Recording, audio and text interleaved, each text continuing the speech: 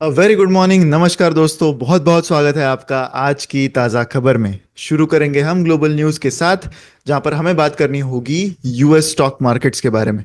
तो ज़्यादातर न्यूज़ आज obviously US markets, global market से रिलेटेड ही रहेगी मेनली, क्योंकि इंडिया के मार्केट्स 3 दिन तक बंद थे। तो मेनली सारे रिजल्ट्स भी अब तक आना बाकी है। टीसीएस का रिजल्ट थर्सडे को आया था, तो अब तक रिजल्ट सीजन मेन जो रिजल्ट्स है वो सारे अब तक शुरू होना बाकी है।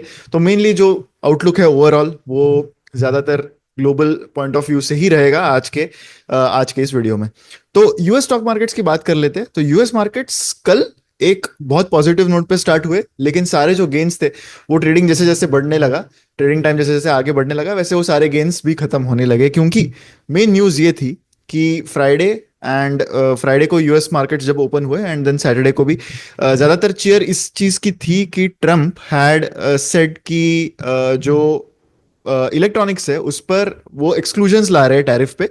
तो जो 145% का टैरिफ था, तो उसके एक्सक्लूजन्स वो इलेक्ट्रॉनिक इंडस्ट्री को करंटली दे रहे हैं। तो ये एक पॉजिटिव सी चीज मार्केट के पॉइंट ऑफ व्यू से दिखने लगी थी।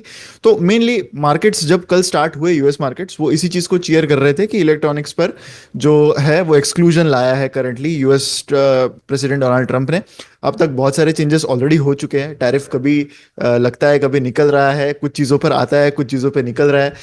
तो ये जो चीज है ना, इसकी भी मार्केट अब कॉग्निजेंस लेने लगी है। क्योंकि जब मार्केट गिरने लगा कल, after starting on a positive note, I think it mainly reflects कि अब जो मार्केट है that is also starting to lose confidence on tariffs as a policy being a long term policy, या फिर maybe it's also an indication कि the market is trying to gauge ki whether US is serious about these tariffs or not, whether President Trump is serious about these tariffs or not. तो I definitely think कि कहीं ना कहीं market को ये लगने लगा है कि जो कॉन्फिडेंस है उनका on the policies that they are putting, and उनका खुद का commitment, long term commitment towards these policies, वो थोड़ा सा क्वेश्चनेबल अब होने लगा है। तो स्टार्ट तो पॉजिटिवली हुई थी, लेकिन जो वोलेटिलिटी थी वो अगेन वापस आ गई।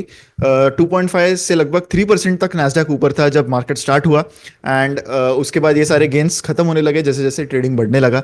एंड थिंग्स इतने जल्दी चेंज हो रहे हैं कि हो सकता है ये वीडियो जब तक आए तब तक कोई और नई चीज टैरिफ के रिलेटेड न्यूज में यहाँ पर आ जाए।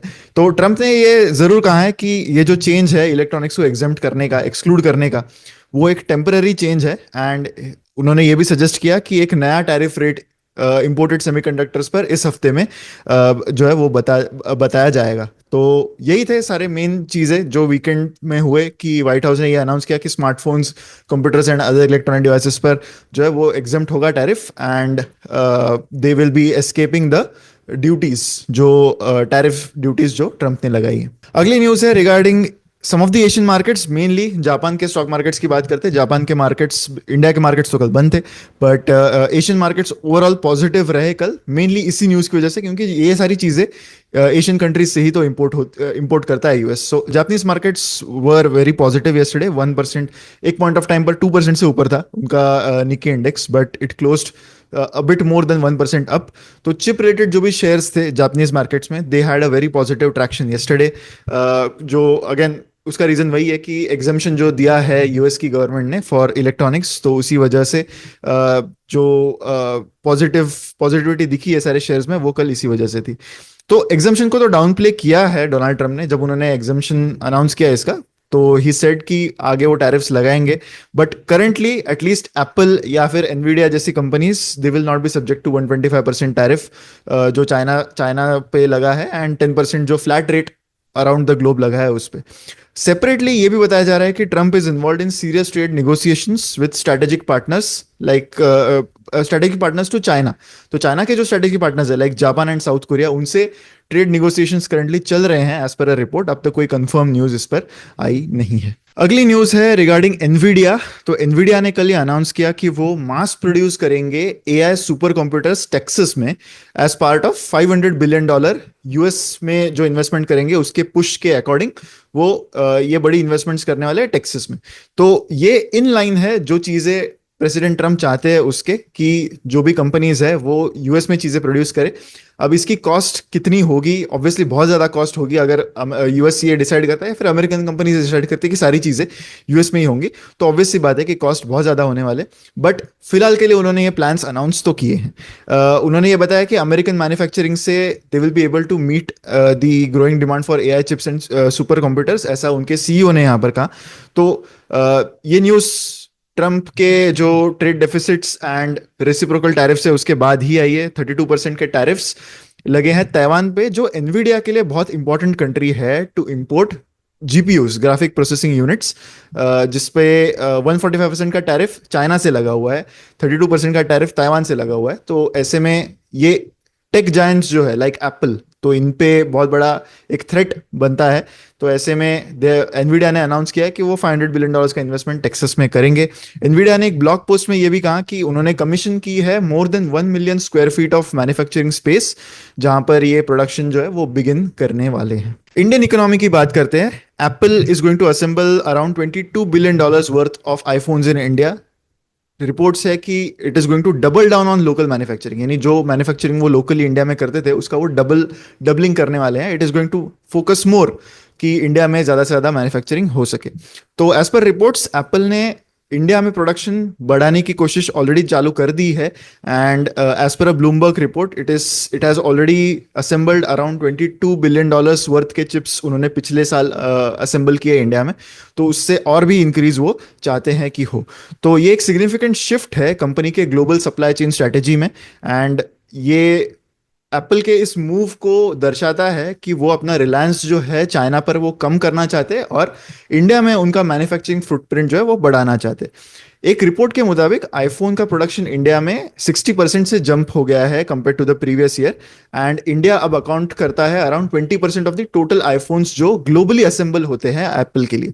इससे रिलेटेड एक बिलीव इट और नॉट की भी बात हम आगे करने वाले हैं कि कैसे एप्पल जो है वो टैरिफ्स को अवॉइड करने के लिए क्या क्या चीज़ें कर रहा था पिछले हफ्ते में। अब तो खैर वो चीज़ें भी इररिलेवेंट हो गई है क्योंकि ट्रंप ने वापस पॉलिसीज चेंज कर दी है। तो ब्लूमबर्ग ने ये भी नोट किया कि एप्पल एक्टिवली एनकरेज कर रहा है उनके सप्लायर को जो चाइना में है, जापान में है, ताइवान में है, कि वो अपने मैन्युफैक्चरिंग ऑपरेशंस इंडिया में एस्टेब्लिश करे। तो इसके उनके कुछ की कंपोनेंट मैन्युफैक्चरर्स है जो बैटरी पैक्स बनाते हैं, केबल्स बनाते हैं, एनक्लोजर्स बनाते हैं, तो वो ऑलरेडी अपने प्रोडक्शंस इंडिया में शुरू करने के प्रोसेस में करंटली है एज पर दी ब्लूमबर्ग रिपोर्ट। अब कुछ स्टॉक वाइज न्यूज की बात करते हैं। डॉक्टर रेड्डी लैब के बारे में एक न्यूज आई थी कि वो अपना वर्कफोर्स 25% से कट कर रहे हैं। तो वैसे तो ऑलरेडी ये हेडलाइन मुश्किल थी बिलीव करने के लिए, और कंपनी ने आगे आके ये कल एक बीएससी फाइलिंग में ये बताया है कि ये जो न्यूज़ है वो फैक्चुअली इनकरेक्ट है। तो ये एक न्यूज़ रिपोर्ट की थी बाय न्यूज़ एजेंसी, जिन्होंने कहा था कि बहुत सारे सीनियर एग्जीक्यूटिव्स जो है उनको कहा गया है टू रिजाइन, एंड बहुत सारे employees who are earning more than 1 crore annually they have been asked to resign by the company. तो डॉक्टर रेड्डी लैब्स ने ये बताया कि ऐसी कोई न्यूज़ नहीं है, ऐसा कोई डिसीजन लिया नहीं गया, एंड ये सारी चीज़ें फैक्चुअली इनकरेक्ट है।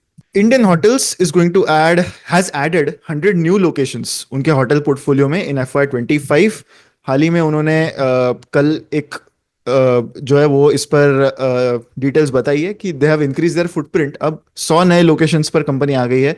74 new signings and 26 new openings हुई है इन FY25, जिससे उनका पोर्टफोलियो टोटल 380 होटल्स का हो चुका है। तो कंपनी की जो एग्जीक्यूटिव वाइस प्रेसिडेंट है उन्होंने कहा है कि एक record signing off new hotels उन्होंने की है, एंड इंडस्ट्री लीडिंग पाइपलाइन है उनकी 137 होटल्स की।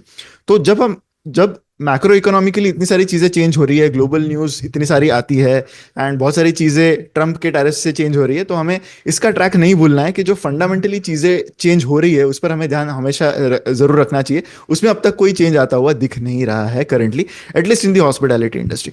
तो ये कंपनी के 2030 एक्सिलरेट के रोड मैप से जो है वो इन लाइन विथ दैट है, ऐसा कंपनी के वाइस प्रेसिडेंट ने यहाँ पर कहा है। एंड उनका सिग्निफिकेंट शेयर अब गेटवे एंड जिंजर ब्रांड्स पर जाने लगा है जो upscale and mid scale segment में है। और इस साल उनका ये प्लान है कि जिंजर जो उनका होटल का सेगमेंट है that should cross 100 hotel portfolio, and Vivanta will also reach 50+ hotel mark. उन्होंने ये भी बताया कि ताज ब्रांड अब इंटरनेशनल मार्केट्स में भी काफ़ी ज़्यादा फोरे करने लगा है। बहरीन में उन्होंने हाल ही में अपना फुटप्रिंट जो है वो इंक्रीज किया है। इंडियन होटल्स का प्लान है कि 2030 एक्सेलरेट इस स्ट्रेटेजी के मुताबिक वो 700 होटल्स का गोल अचीव करे in the next 5 years. Delivery ने कुछ डिटेल्स बताएं उनके लेटेस्ट एक्विजिशन के बारे में। आपको इसके बारे में पता होगा, ई कॉम एक्सप्रेस जो कंपनी है उसको हाल ही में कंपनी ने एक्वायर किया है at a valuation of 1400 crore. Bye out कर लिया उन्होंने कंपनी को। एंड डिलीवरी ये एक्सपेक्ट कर रहा है कि ये जो बेसिकली राइवल को ही उन्होंने एक्वायर किया है कि इस एक्विजिशन के बाद वो अपनी स्केल और प्रॉफिटेबिलिटी और भी बढ़ा सकते हैं। इस डील के बारे में कुछ डिटेल्स उन्होंने फ्राइडे को बताया एंड इससे उनका जो इंटीग्रेशन रिस्क है वो काफ़ी कम है, ऐसा कंपनी ने बताया है। क्योंकि 2021 में कंपनी ने एक एक्विजिशन किया था एक कंपनी का जिसका नाम है स्पॉट ऑन लॉजिस्टिक्स। तो उसके बाद, उस एक्विजिशन के बाद इंटीग्रेशन इश्यूज बहुत ज़्यादा आए थे कंपनी के लिए एंड 1-2 साल तक कंपनी उसी से जूझ रहा था। तो इसके कंसर्न्स बहुत सारे शेयर होल्डर्स को थे। तो इस पर उन्होंने थोड़ा सा डिटेलिंग किया है कंपनी ने, डिलीवरी ने, एंड उन्होंने कहा है कि इस बार वो एक्सपेक्ट नहीं कर रहे कि ऐसे कोई चैलेंजेस आएंगे। एंड जो इंक्रीमेंटल वॉल्यूम्स उनको मिलेंगे इस एक्विजिशन के बाद, वो एक्सपेक्ट कर रहे हैं कि उससे उनका यूटिलाइजेशन अपने ही नेटवर्क असेट्स का और इम्प्रूव होगा, प्रॉफिटेबिलिटी और इम्प्रूव होगी, और ये जो इंटीग्रेशन है वो भी काफ़ी अच्छे से इम्प्रूव होगा। ये नोट एक हफ्ते बाद आई है जब कंपनी ने अनाउंस किया कि वो ई कॉम एक्सप्रेस को अक्वायर कर रहे हैं। एंड इसकी इंटरेस्टिंग चीज़ ये है कि पीक वैल्यूएशंस पर ये कंपनी का वैल्यूएशन लगभग $850 मिलियन था। वहां से जिस प्राइस पर ये कंपनी ने एक्विजिशन किया है that is at 80% discount to its valuation. क्योंकि ई कॉम एक्सप्रेस जो है वो अपने ही कुछ प्रॉब्लम से जूझ रहा है, ऑपरेशनल चैलेंजेस बहुत बढ़ गए हैं उनके प्रॉब्लम में, लिस्टिंग अटेम्प्ट्स जो है वो फेल हो गए उनका, they lost their founder as well, and कुछ फाइनेंशियल मिस रिपोर्टिंग के भी एलिगेशंस कंपनी पर थे। तो ऐसे में आई थिंक कि Delhivery has got a good price to acquire a company like e com Express. Company का ये भी कहना है कि ऑलमोस्ट एक 100% ओवरलैप है in the count of customers and 95% overlap है in terms of revenue between Delhivery and e com Express. इसी के साथ हमारा न्यूज़ का पोर्शन आज के वीडियो में यहीं पर खत्म होता है। बिलीव इट और नॉट पर हम बात करने वाले हैं पिछले हफ्ते में एप्पल ने जो चीज़ अटेम्प्ट की उसकी। एंड हो सकता है कि आप में से बहुत लोग इसके बारे में वाकिफ होंगे। तो एप्पल ने एक 5 से 6 कार्गो शिपमेंट्स इंडिया से फ्लो किए फुल ऑफ आईफोन्स, ताकि वो जो टैरिफ्स है वो बीट कर सके। तो टैरिफ्स लाइव होने से पहले ये एप्पल का एक लास्ट डिच अटेम्प्ट था कि वो एक मेजर शिपमेंट इंडिया से यूएस ले जाए जिस पर टैरिफ ना लगे। तो एज पर रिपोर्ट्स एप्पल ने कुछ चार्टर्ड कार्गो प्लेन्स जो है वो लाए and 600 tons of iPhone which is equal to 1.5 million units वो शिप किए to United States from India according to Reuters. And tariffs anticipate करते हुए ऑब्वियसली ये जो कदम है वो एप्पल ने उठाया। उन्होंने काफ़ी मेजर प्रोडक्शन इंडिया में शिफ्ट करने की बात ऑलरेडी की है एंड उस पर भी टैरिफ ना लगे, इसलिए ये उनका अटेम्प्ट था। तो जस्ट फॉर पैरेलेंस एक फुल्ली लोडेड स्कूल बस जो होती है ना उसमें अराउंड 20 टन्स का कार्गो लोड हो सकता है, वो अगर पूरी भरी जाए तो ऐसा। तो जो शिपमेंट एप्पल इंडिया से लेके गया that is equal to 30 school buses worth of iPhones. And total जैसा कि मैंने कहा this is equal to around 1.5 million units. In parallels, in comparison, Apple एक साल में 220 मिलियन आईफोन्स बेचता है इन अ ईयर। तो उस एक साल में जितना उनका सेल है ऑफ वॉल्यूम उसके मुताबिक तो ये फिर भी एक बहुत छोटी शिपमेंट थी जहां पर उन्होंने सिर्फ 5-6 कार्गो प्लेन्स भरे। तो अभी उन्होंने ये कंक्लूड किया है कि 5th ऑफ टोटल आईफोन्स जो इंपोर्ट होते हैं इन यूएस वो अब इंडिया से आते हैं, बाकी सारे जो है वो चाइना में प्रोड्यूस होते हैं। तो I thought it's a good time to share this, believe it और नॉट। इसी के साथ हमारा आज का ये वीडियो यहीं पर समाप्त होता है। अगर वीडियो आपको अच्छा लगा है तो लाइक ज़रूर कीजिएगा वीडियो को एंड शेयर भी करें मैक्सिमम पीपल। ऐसी वीडियोस के लिए हमारे चैनल पर बने रहें। मिलते हैं अगले वीडियो में। Thank you so much.